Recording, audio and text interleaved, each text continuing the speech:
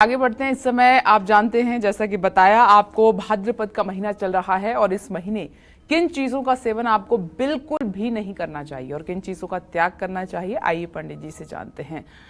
पंडित जी, ये महीना अपने आप में बहुत अहम है, पवित्र भी है, भगवान श्री कृष्ण का जन्म का महीना है, तो कौन सी चीजें हैं जिनका सेवन हम कर सकते हैं और त्याग किन चीजों का करना है? देखो, बचपन से जब हम नहीं जानते थे कि चतुर्मास क्या होता है, बचपन में जब हम नहीं जानते थे कि ये सावन भादों क्या होता है, तो उस समय से अपने बुजुर्गों के मुंह से सुनते आ रहे हैं कि सावन सागन भादों दही, कुआर दूध न कार्तिक मही।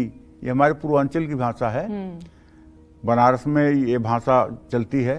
मतलब सावन में सावन साग, सावन में पत्तेदार सब्जियां मत खाना, भादों दही, भादों के महीने में दही मत खाना, कुआर दूध माने आश्विन का महीना जो आता है उसमें दूध मत पीना, कार्तिक मही, कार्तिक में दाल मत खाना।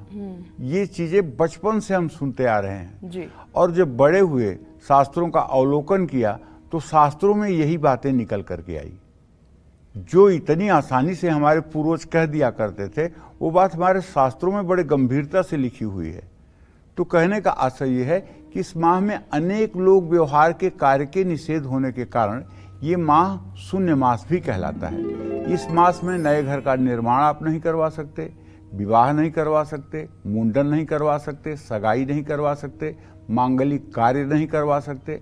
ऐसे में भाद्रपद मास को भक्ति और स्नान दान के लिए ही उत्तम माना गया है।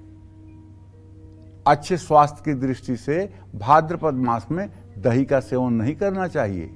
इस मास में स्नान, दान, व्रत और जप करने से जन्म जन्मांतर के पाप ताप नष्ट होते हैं।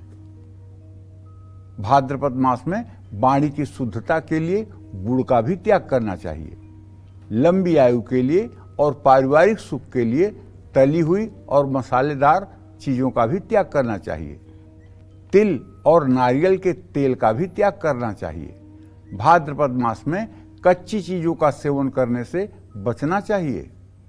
भाद्रपद मास में पलंग पर सोना, झूठ बोलना, मांसाहार, शहद, दही, चावल का सेवन नहीं करना चाहिए। इस मास में हरी सब्जियां, मूली, बैगन का सेवन करने से भी बचना चाहिए।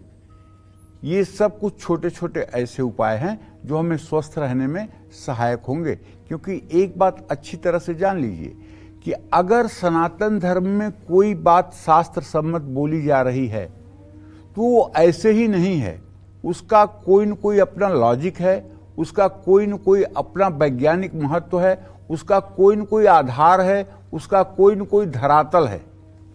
कुछ भी एक भी शब्द अगर सनातन धर्म का आपके सामने आ रहा है तो इसका मतलब कि उसका कोई लॉजिक है, उसका कोई ठोस आधार है।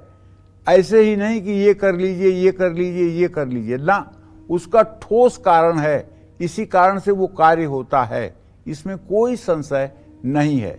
जय मां विंध्यवासिनी।